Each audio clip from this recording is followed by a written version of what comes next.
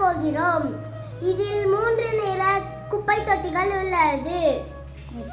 சிவப்பு கலர் குப்பை தொட்டி மட்கா கழிவு, பச்சை கலர் குப்பை தொட்டி மட்கும் கழிவு, ப்ளூ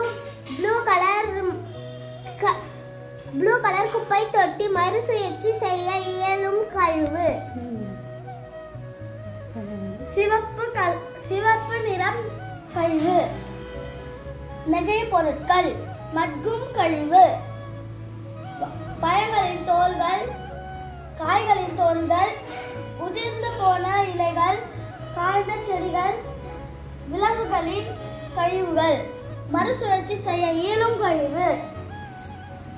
தொலைக்காட்சி பொருட்கள், கண்ணாடி பொருட்கள், இரும்பு பொருட்கள், மின்னணு கழிவுகள், நெகிழி பொருட்கள், மின்னணு கழிவுகள், செய்தித்தாள், அலைபேசி கழிவுகள், கணினி கழிவுகள்.